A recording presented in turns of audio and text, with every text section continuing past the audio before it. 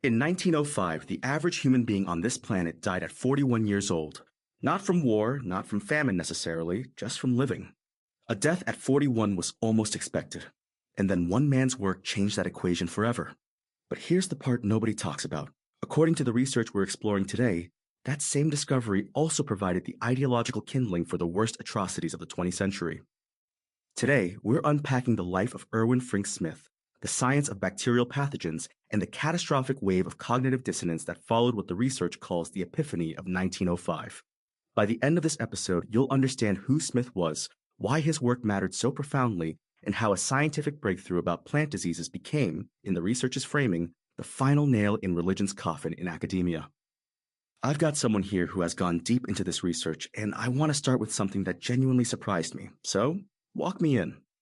Who was Erwin Smith? So the research describes him as a farm boy and then immediately calls that description infantilizing, and rightly so. Erwin Smith didn't attend high school until he was 22 years old. 22. And the research frames that not as a failure, but as a provocation. It says, and I'm quoting here, Erwin Smith serves as a witness to everyone who has ever dropped out of high school. You were lied to, and it is never too late to start learning. That's a striking way to open a chapter on a scientist. It really is. And what makes it even more remarkable is what Smith accomplished before he even entered college. He published a catalogue of plants native to Michigan before college. Working on a farm apparently teaches you more than sitting in a classroom, as the research puts it. So he's essentially self-taught at this point, cataloging plant species, and then what happens? He gets hired by the Michigan Board of Health. And here's where it gets interesting. He's already reading Robert Koch's papers on cholera. Koch, at this point, had identified the probable link between bacteria and cholera and had offered the first hypothesis on acquired immunity. Smith absorbs all of this and publishes his own book on water sanitation before graduating college. Wait, he's writing books on water sanitation before he even has a degree? Before he has a degree. The research calls him a prodigy despite his late start, and I think that's exactly right.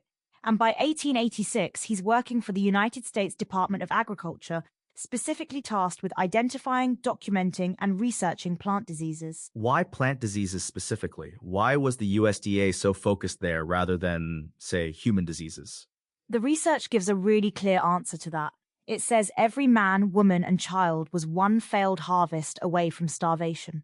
So the government's focus on plant diseases was driven by existential concerns. This wasn't academic curiosity, this was survival.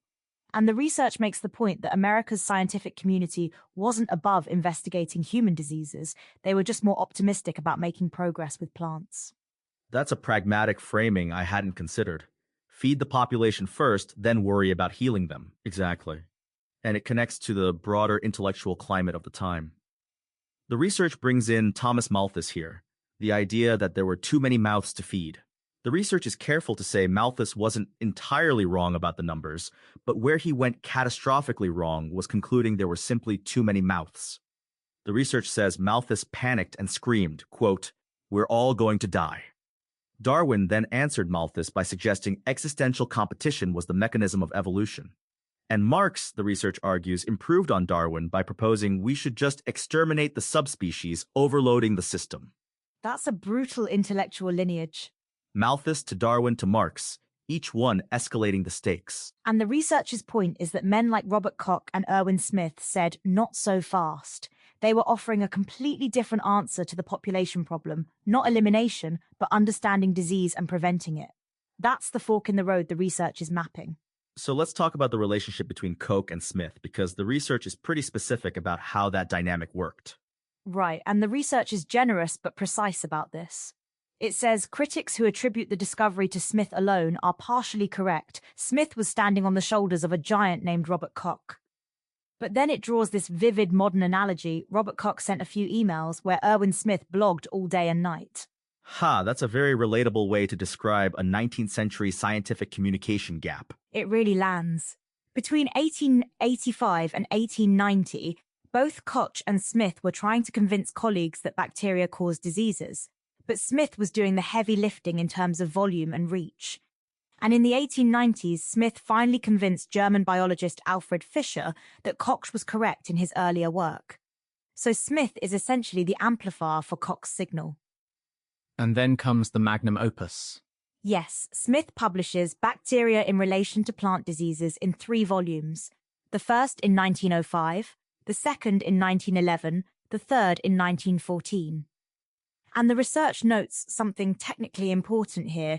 The peer review process couldn't formally bless Smith's work until 1914 when all 3 volumes were complete. But the research argues that 1905 is when history's bell rang, because that's when the work began entering the world. So there's this gap between when the science is done and when it's officially validated. And the research has strong feelings about that gap. Very strong feelings. The research calls the latency between Koch's discovery and its endorsement through peer review inexcusable but understandable.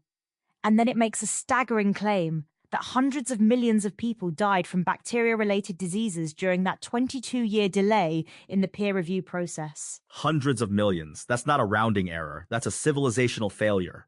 That's exactly how the research frames it. And it diagnoses the cause as a consistent failure of accredited academia to maintain the integrity of peer review, presenting hypothesis to the public as settled science instead of what it actually is, which is hypothesis. Okay, so let's get into the science itself for a moment, because I think it's worth really grounding what Smith was actually proving. What was the prevailing view of disease before this? The research is very direct about this. The predominant view for millennia was that disease was the consequence of individual sin. And the research is careful to note that linguistically, that wasn't entirely wrong. Sin simply means wrongdoing, and if you're dying for preventable reasons, you are doing something wrong. But that is not what the fire and brimstone crowd in churches, synagogues, temples, and mosques had been saying. Right, there's a difference between you made a preventable mistake and God is punishing you. Exactly. And the research describes how theologians nearly universally agreed that in a world governed by divine laws, divine will had to account for disease processes. Even if diseases didn't originate in divine intent, the clergy argued that God certainly allowed disease to impart consequences on sinners. So prayer remained central. Every new scientific discovery was dismissed as 6 of one, half a dozen of another. God was still ultimately in control. And then Smith's work blows that framework apart. Completely. But here's the fascinating wrinkle the research identifies. Why did Smith's work on plant diseases succeed in convincing the scientific community where Koch's work on human diseases had struggled? The research offers this really interesting psychological explanation. It says, and I'm paraphrasing, that an attenuated empathic connection to plants allowed the scientific community to entertain Smith where they could not accept Koch. Oh, that's interesting. It was easier to accept that bacteria were destroying plant cells than to accept that the same thing was happening inside human bodies. Because the implications for humans were, as the research puts it, a bridge too far. The thought of billions of what Van Leeuwenhoek had called animalcules battling for survival in the very living tissues of which we were composed, that was genuinely disturbing. Koch had observed and documented that bacteria were destroying otherwise healthy cells, but biologists specializing in animal processes were just too reluctant to accept what that meant for us. So Smith essentially gave the scientific community a gentler on-ramp to a terrifying conclusion. That's a great way to put it. Start with the plants, accept the mechanism, and then you can't avoid the implication that the same mechanism operates in animals, including humans. The research calls this, in the context of its broader thesis, one of the most profound single scientific discoveries in human history. And the research has a very specific thesis about what happens every time a discovery of this magnitude lands. Can you walk us through that? Yes, and this is the heart of the research's argument. The author describes what they call epiphanic thresholds, moments in scientific history where paradigm-shifting knowledge arrives and produces cognitive dissonance among the intelligentsia. And the research's central claim is that every single time this happens, social upheaval and human rights abuses follow. And with each new epiphany, the severity of the resulting upheaval is amplified. So it's not random chaos, it's a pattern. A ratcheting mechanism, the research calls it. Exactly that phrase, a ratcheting mechanism. And the research traces this pattern from a single invention, Ibn Sal's optical lens. From that one mathematical theory on optics, you get the microscope. From the microscope, you get Van Leeuwenhoek's animalcules. From there, you get Koch's bacteria. From Koch, you get Smith's validation. And from Smith's validation in 1905, you get the final rupture between religion and science in academia. That's a remarkable chain of causation to trace from a single lens, and the research is very deliberate about it. It says the schism which Ibn Sal's lens opened between religion and science only widened over centuries. By the end of the 19th century, Mary Baker Eddy attempted to reframe religion and specifically prayer as a scientific process, sensing academia's encroachment on religious paradigms. But in 1905, with the proof that diseases were not punishments from God, but the biological consequences of pathogens, the divorce between religion and science became final. And the research says there was no way to stop what came next after that point. That's the research's stark conclusion.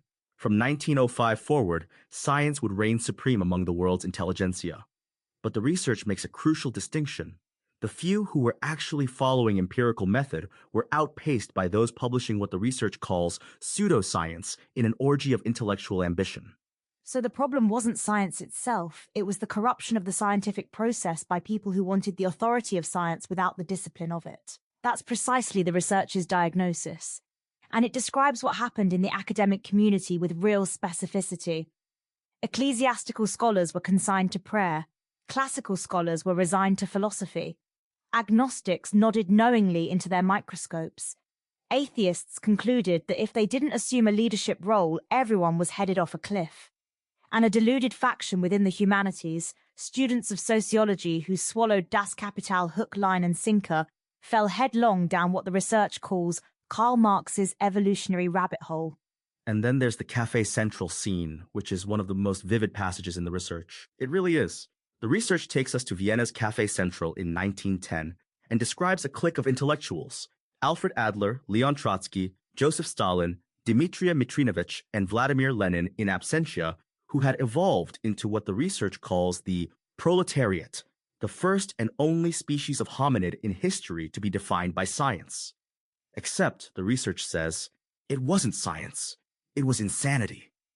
And on the periphery of that group, according to the research, was a loner named Adolf, soaking it all in from a table across the room and making plans of his own. The researcher's point is that all of this, the revolution planned at that cafe, the violence that followed, traces back through a chain of epiphanies to Ibn Sal's lens. That's the arc the research is charting. Let's pause on the immediate aftermath of 1905 for a moment, because the research describes some very specific social consequences that followed the pathogen discovery. What happened in the years right after? So the research describes a cascade of dot connecting that happened in accredited academia between 1905 and 1918. If bacteria cause diseases, and all people are infected with all kinds of bacteria all the time, then what you should have been fearing all along is not punishment from your creator, but direct contact with your fellow man. The research says that if cleanliness is next to godliness was a maxim of the righteous in previous generations, it became the law of the land after 1905. And that shift in thinking had legal consequences too. Significant ones. By the 1930s, governments all over the world began requiring blood tests to get married. The research notes these initiatives set precedents in government powers on matters of healthcare. And then it draws the line directly. It says one could, and probably should, more fully appraise the role these legal precedents played in the years leading to the National Socialist Workers' Party's Holocaust. Because once you accept that government has a role in managing communicable disease, the next step, managing inheritable traits, becomes easier to justify. That's the researcher's argument exactly. It says people everywhere were too easily led to conclude the same held true for inheritable traits, both desirable and undesirable. Eugenics, directed evolution, became extremely popular in accredited academia. The research is careful to say it's putting the cart before the horse by mentioning it here, but the connection is undeniable. And the research also addresses the role of degenerate behavior in this new framework, which is a really charged concept. Very charged. The research describes how, after 1905, degenerate behavior, not just unhygienic behavior, was now directly and irrefutably linked to communicable diseases. And then that dot was connected with hereditary biology. The stork and delivering angels, as the research puts it, were supplanted by spermatozoa and ova, their course after conception determined by hereditary biology. And degenerate behavior, as Darwin's thesis on sexual reproduction predicted, inevitably led to degenerate beings. So the science of microbiology gets weaponized into a moral and then a political framework almost immediately. Almost immediately. And the research notes something important about the timeline. Between 1905 and 1918, this horror and disgust at the new information was largely isolated to accredited academia. The clergy were wringing their hands in prayer. The general public hadn't fully absorbed it yet. But in the time it took one class to graduate from Vienna's leading university, the news that pathogens caused diseases had completed its circulation among leading faculty and was being introduced as curricula to the next generation. Except they weren't all healers, as the research says. That line hits hard.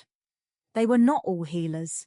Some of them were the architects of the 20th century's worst catastrophes, armed with the authority of science and the ambition of ideology. I want to go back to something the research says about the diagnosis of this pattern, because it's not just a historical critique, it's a philosophical one. The research uses the word idolatry. Yes, and this is one of the most striking passages. The research says failures in peer review cannot fully explain the dissonance at epiphanic moments. Idolatry is the only diagnosis which explains intellectual dissonance experienced at efficacious thresholds in scientific history. And then it defines it in a way that applies to everyone. When theologians are more devoted to their interpretations of scripture than to manifest truth, that is a form of idolatry. When scientists are more devoted to their hypothesis than to manifest truth, that is also a form of idolatry. So it's not a critique of religion or science specifically, it's a critique of the human tendency to define ourselves by what we believe, to the point where we can't abandon those beliefs even when they're exposed as wrong. Exactly. The research says we believe what we believe for reasons we are convinced are justifiable. When those justifications are exposed as fallacies, we are hard-pressed to abandon our beliefs because we define ourselves too much by what we believe. And then it says what every major religion instructs, and what peer review of science enforces, is that we are our own worst counsel. Accepting that is the most difficult challenge for any free-thinking individual to overcome. That's a genuinely uncomfortable idea. That the very thing that makes us intellectually serious, our commitment to our beliefs, is also the thing that makes us dangerous when those beliefs are wrong. And the research applies it symmetrically. It's not just the fire and brimstone crowd who are guilty of this. The atheist scholars who exulted in the downfall of the church after 1905 were equally in the grip of their own form of idolatry, devotion to a hypothesis about human perfectibility through science that was never actually proven, just assumed. The research describes that as an intellectual freefall. It does. And the research is quite specific about what that freefall looked like. From 1905 forward, atheist scholars refused any quota for classical scholarship on university campuses. Human beings, it was concluded, were just animals after all, and science could perfect the species. That conclusion, that we are merely biological organisms subject to directed improvement, is the ideological foundation of eugenics, and ultimately of the Holocaust.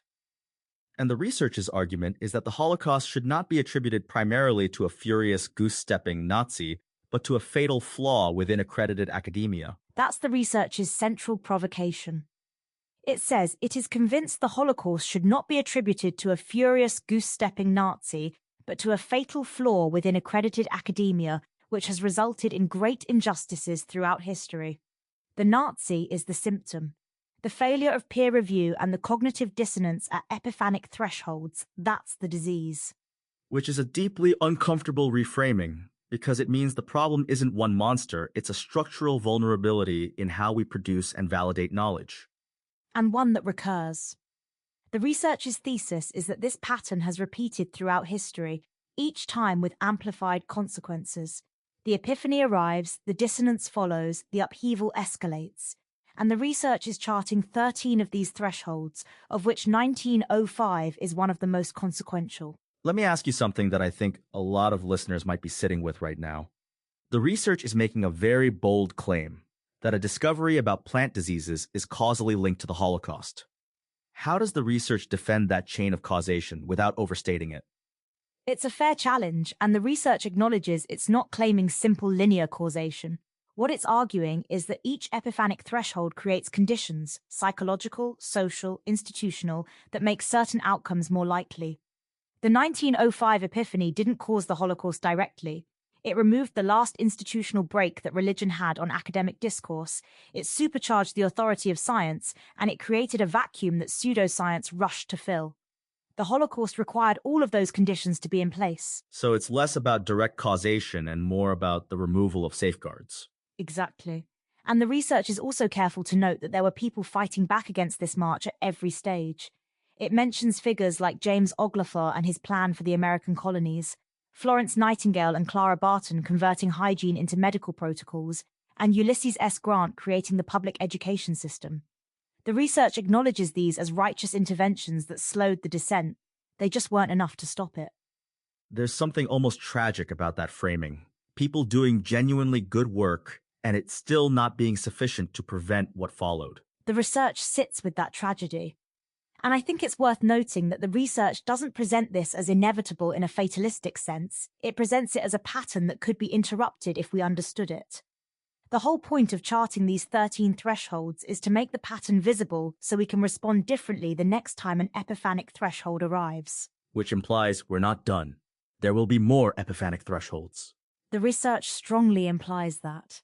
And given what we're living through right now with artificial intelligence, with genetic engineering, with neuroscience, the question of what happens when the next paradigm-shifting discovery lands, and whether our institutions are robust enough to handle the dissonance, feels very live. That's a genuinely unsettling thought to sit with. Okay, so when you step back from everything we've covered today, Smith's life, Koch's shoulders, the 1905 epiphany, the Café Central, the researcher's thesis about idolatry and peer review, what does it all add up to? Here's what this really comes down to. Erwin Frink Smith, a farm boy who didn't start high school until he was 22, became the person who validated one of the most consequential scientific discoveries in human history. His 3 volumes on bacteria and plant diseases gave the scientific community the empirical avalanche it needed to accept what Koch had been saying for decades, that pathogens, not punishments, cause disease. And in doing so, he helped double the human lifespan. The global mean lifespan in 1905 was 41 years.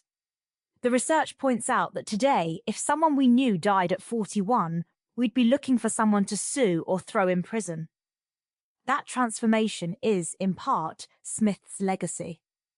And yet, the same discovery that gave us longer lives also, in the researcher's framing, gave ideologues the tools to justify mass death. That's the researcher's central tension, and it doesn't resolve it neatly, because it can't. The discovery itself was true and good. The problem was what happened in the cognitive dissonance that followed. When the theological framework for understanding disease collapsed, it left a vacuum. And into that vacuum rushed not just good science, but pseudoscience dressed in the authority of science. The researcher's diagnosis is that we are all susceptible to idolatry, to being more devoted to our beliefs than to manifest truth. And when that idolatry operates at the scale of accredited academia, the consequences are civilizational. The research also makes a point that I keep coming back to, that the failure isn't unique to scientists or theologians. It's a human failure. We all define ourselves by what we believe, and we all resist abandoning those beliefs when they're challenged. And the research says accepting that we are our own worst counsel, is the most difficult challenge for any free-thinking individual to overcome. But it must be done. Because by the time the founders of the 20th century's socialist movement met at Café Central in Vienna, the march toward the Holocaust was nearly complete. All that was needed was a spark. So the actionable insight here isn't just historical, it's about how we engage with the next paradigm-shifting discovery, whatever it is, and whether we can hold the dissonance without letting it collapse into ideology. That's exactly it. The research is essentially asking us to be better at sitting with uncertainty, to resist the urge to rush from discovery to conclusion, from epiphany to ideology, to maintain the integrity of peer review not just as a bureaucratic process, but as a genuine commitment to manifest truth over cherished hypothesis. And to remember that the people at Café Central in 1910 thought they were being extremely scientific. The researchers' exact words. Their plan was extremely scientific. Except it wasn't science, it was insanity. And the distance between those two things, between genuine empirical inquiry and ideologically motivated pseudoscience, is the distance the research is asking us to maintain. Here's what I keep returning to.